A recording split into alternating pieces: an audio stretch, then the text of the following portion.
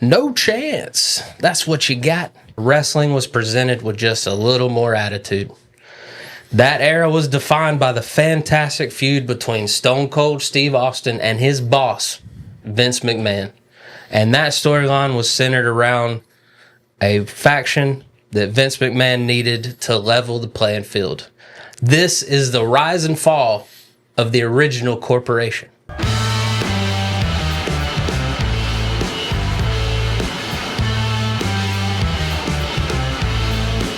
So let's just picture this. Late 90s. Vince McMahon did the Montreal Screwjob. So people are starting to realize he's the guy running things. You know, to me, growing up, Vince McMahon was the commentator. Right. He was the voice of WWF. He wasn't the leader or the authority figure or the president or the owner or any of it. But after Brett spit in his face, there was no denying that. So slowly but surely, after the Montreal Screwjob, Vince McMahon started becoming a character himself. You know, like I remember, I didn't screw Brett. Brett screwed Brett. Yeah. That started the Mr. McMahon character. This corporation storyline would get McMahon and Stone Cold was the PWI feud of the year in 98 and 99. Shane actually won PWI Rookie of the Year in 99. This corporation itself had hardcore champions, intercontinental champions, WWF champions. It's just crazy to think of the original corporation lasted 2 years. Less than, really. All right, so at WrestleMania 1998, it's the 14th edition if you're keeping count at home. HBK, broken back and all, passes the torch to Stone Cold. McMahon comes out the next night on Raw and talks about how he wants Stone Cold to be a corporate champion. He's tired of Stone Cold's rebellious actions and shenanigans, and he just wants Stone Cold to be the champion Mr. McMahon needs him to be. It's reasonable. It's his boss. During this time, Triple H rebrands himself as the leader of DX. He brings DX in the next night. HBK's gone. He's got to fend for himself now. Rock is out growing the Nation of Domination. They could have elevated with him, but they didn't do what they needed to do to make those characters go with the Rock character. And Mick Foley is a bouncing around personalities. He was Cactus Jack at Mania that year. He was Dude Love at the next pay-per-view. So we're full on Attitude Era. They are rounding up the In Your House pay-per-views. They got a few more to get through, but they're finishing them off. They're starting to give them their own names to monthly pay-per-views. They got a new logo. They got that drawn logo, like your Cleveland Festival. And then they got no more luchadors, no more NWA invasion. Like, it's WWF, and we're building our stars. So during that time, from Mania to SummerSlam, McMahon was just, Austin ain't going to be that corporate champion. So McMahon's doing everything he can to get the belt off of Austin. So he's throwing Undertaker at him, Kane, Dude Love, Cactus Jack, everything he can to get the belt off of Stone Cold. He even has Stone Cold in triple threats against Undertaker and Kane. Yeah. And Austin just keeps his belt. So we're down to Over the Edge In Your House. Like I said, it didn't die a quick death. It died gradually. Dude Love versus Austin. McMahon is the guest referee. This is when we first start seeing the Stooges. Pat Patterson, Gerald Briscoe was around McMahon at this time. Kane would win the belt. Finally, he got the belt off of Austin. Kane's the champion at the 98 King of the Ring. Shamrock was the King of the Ring that year. He beat Rock in the finals. Also had the Taker Mankind Hell in a Cell. The infamous Hell in a Cell. It's huge. Mankind still interfered in the main event after all of that. He still interfered on behalf of Kane. What? Mankind's crazy, dude. Austin would win the belt back the very next night on Raw. So, foiling McMahon once again. A lot of twists and turns. Undertaker and Austin were the tag team champions at one point. They lost it back to Kane and Mankind. Then the Brothers of Destruction were a team. They both pinned Austin at Breakdown. Fast forward to Survivor Series 98. You got the big boss man is now Vince McMahon's personal security. Because Austin kept attacking him. He needs security, you know. And he's still got his stooges, you know, plus Sergeant Slaughter, you know, all these people. The WF title is vacant at this point. Stone Cold, guest referee, refused to count for anybody in the Kane versus Undertaker match at Judgment Day. That was hilarious. Yeah. They put Stone Cold in as the referee, and then he refused to count any pinfalls. So McMahon fired Austin for that the next night on Monday Night Raw. You're fired. And then Austin held Vince at gunpoint for a new contract. And that's when we get the bang 316. That was so funny. When he pulled the trigger and the flag came out of the gun. It was great. I wonder if he really peed his pants. Yeah. To sell that segment. Also, Survivor Series 98, we get a tournament for a new champion. It was Deadly Games. Yeah. Survivor Series. At that time, Regal had like a man's man gimmick that he was rocking. Mankind's out here in a suit, you know, trying to be a corporate champion. He's trying to prove to McMahon he can be that corporate champion. Yeah, it's great. Taker and Kane got a first round bye so they could relax. Boss Man would get DQ'd in his first round match versus Stone Cold Steve Austin, trying to soften him up. I went back and watched this today in preparation for this, and Mankind's in the ring in his suit trying to be the corporate champion, and McMahon says he's got a mystery opponent in the first round, and he reads all these accolades for the guy. Ends up being Dwayne Gill, you know, pre-Gilbert.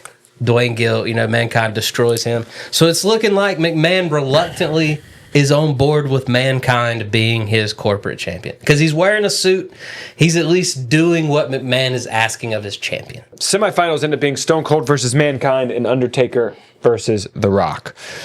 So Mankind, Stone Cold gets very messy. Shane slides in to save the day.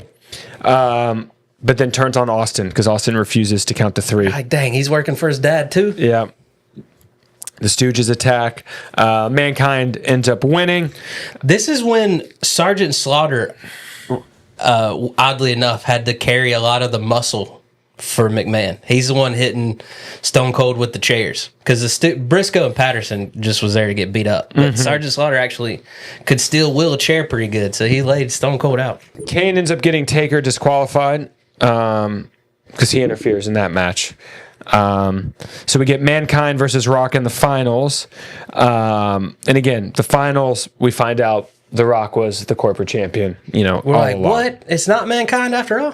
Which, you know, great, is an ode to kind of the, you know, the final boss character as well. So then they recreate the screw job. Rock puts Mick in a sharpshooter. McMahon rings the bell before he can, you know, get out. Reinforcing that Mr. McMahon character. The next night, McMahon flaunts his new champion, vowing to add, you know, others. So it's great. It's great. First person to sign up, Intercontinental Champ at the time, Ken Shamrock. The world's most dangerous man. Way better pro wrestler than I thought he was going to be, dude. McMahon brings in Shawn Michaels to be commissioner and, you know, give special treatment. They add Kane, but, you know, it was unsteady as Kane is... Kane's Kane. Kane's Kane. Kane is Kane. Test joins in December of 98. And then the last pay-per-view of 98 which would actually be the second to last in your house that they would ever have. Thank goodness. Yeah, they named it Rock Bottom. Mankind would get screwed again.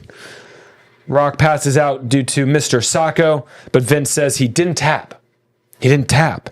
So the title cannot change. I just love that because they're reinforcing nothing's going to be fair. Yeah. Like Mankind didn't lose the previous time, so then they literally used the same thing for, well, Rock didn't lose. Yeah.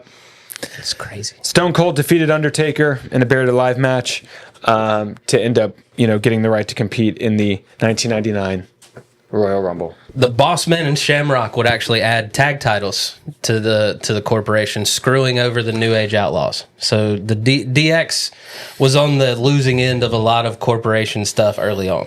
You know, so Triple H is starting to get mad. Like, why is his group taking the brunt of this? Yep. The New Age Outlaws would split up after that in tag time, like not from DX, but Road Dogg would go after the hardcore. Billy Gunn would go after the Intercontinental. So, January 4th, 1999 Raw. That was that infamous Mankind versus Rock, where Bischoff told people what was going to happen.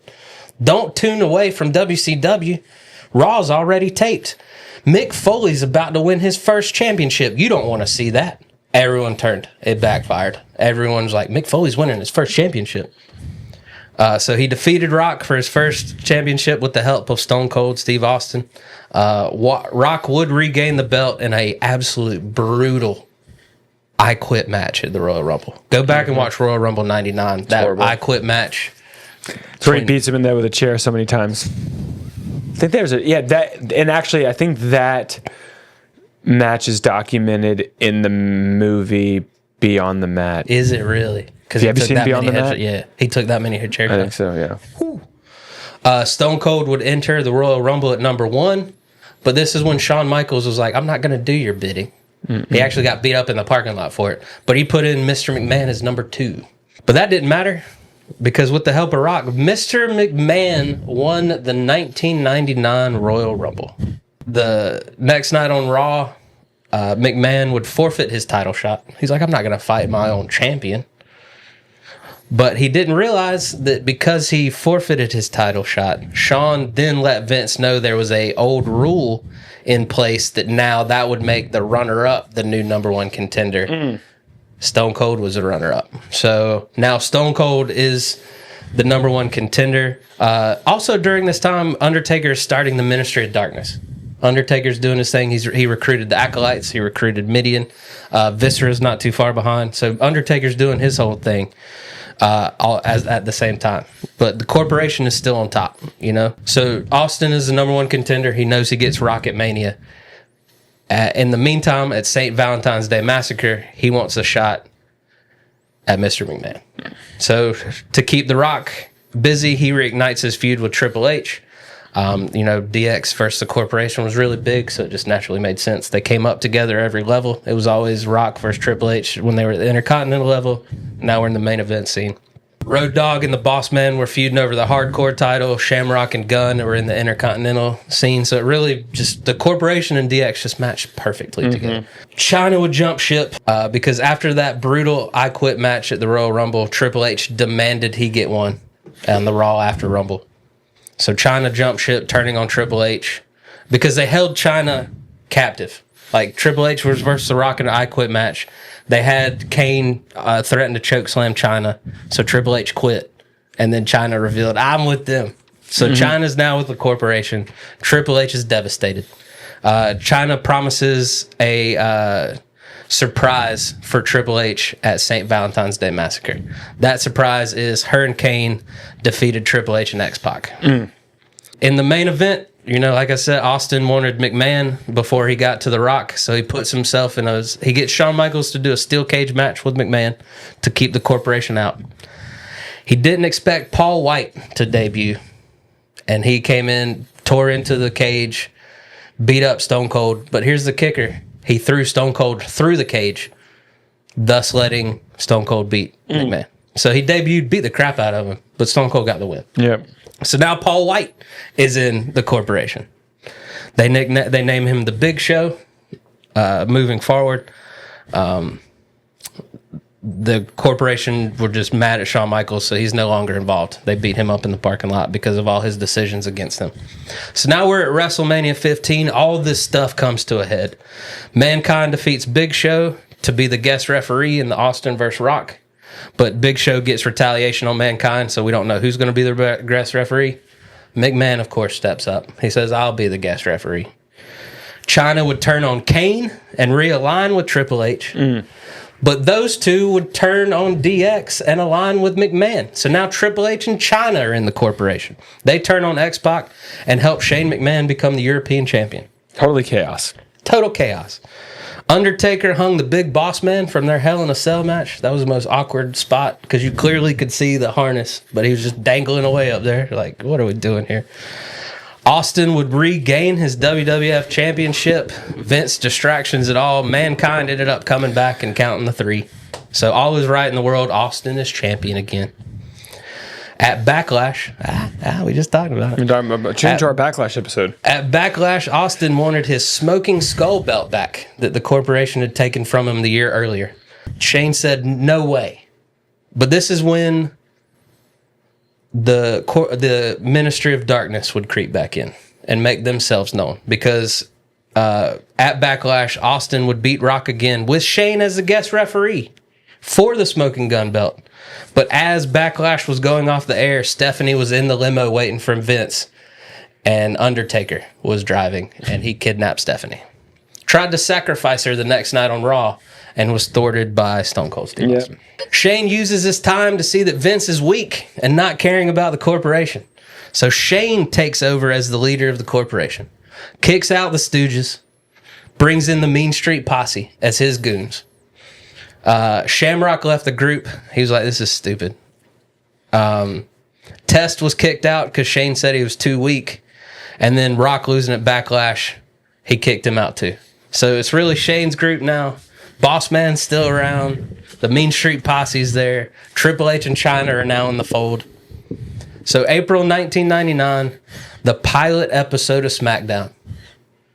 Due to dwindling numbers, the corporation joins the Ministry of Darkness. So now we got Triple H, Chyna, Shane, Boss Man joining Taker, Acolytes, Viscera, Midian. The following Raw, we get a group uprising to fight the corporate ministry. It's the Union. It's Ken Shamrock, Big Show, Test, and Mankind. They're like, we will not stand for this. So the Union and the corporate ministry start going at it. At Over the Edge pay-per-view, Shane books Taker versus Stone Cold for the title. He's like, I'll be the referee. You know, Shane is drunk with power.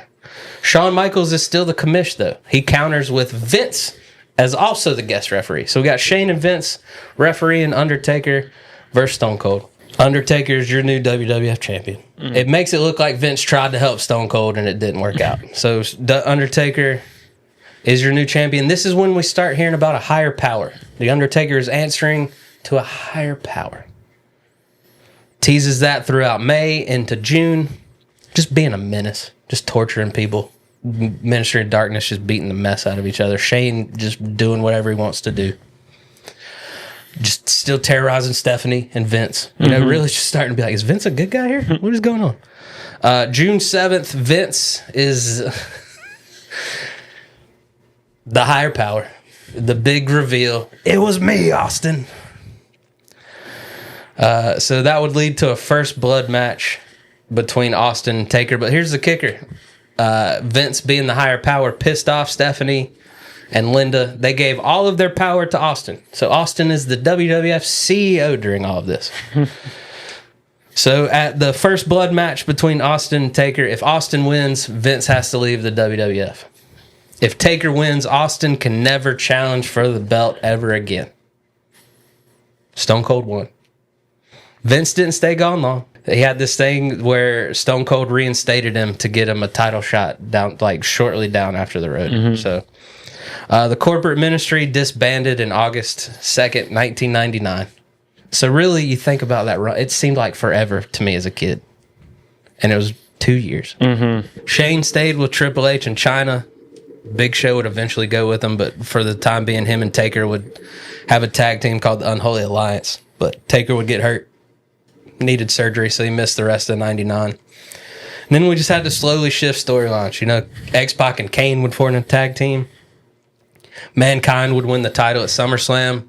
Triple H the following night on Raw, and that would lead us into the Helmsley McMahon era when he would, you know, marry Stephanie. And it would look like she had nothing to do with it, but she was in on it the whole time. Yeah. And that's where I'm actually at on SmackDown right now. I'm watching the early 2000s SmackDown. So what are you watching it on? Peacock. Oh, the whole thing's on Peacock. SmackDown's on Peacock. So amazing. One of the few things still on Peacock. Is everything on Peacock? Like just SmackDown. But like the whole every year? Yeah.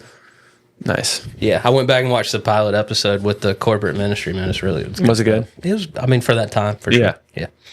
But that's the corporation, man. I thought this was a 5-year storyline. It was over and done with. It went from, WrestleMania 98 to the August of 99. So barely a year and a half. That is insane to me, man. Yeah. And of course, we would get different iterations throughout the years. You know, the authority. You know, remember when they came back and were like, "We're giving the power back to the people," and that was the whole thing. Laurinaitis was an authority figure for a while. That is the brief time that Vince McMahon tried to take down Stone Cold Steve Austin using his beloved corporation to help him. Hit that subscribe button. We got so much more content coming your way. We'll see you next time.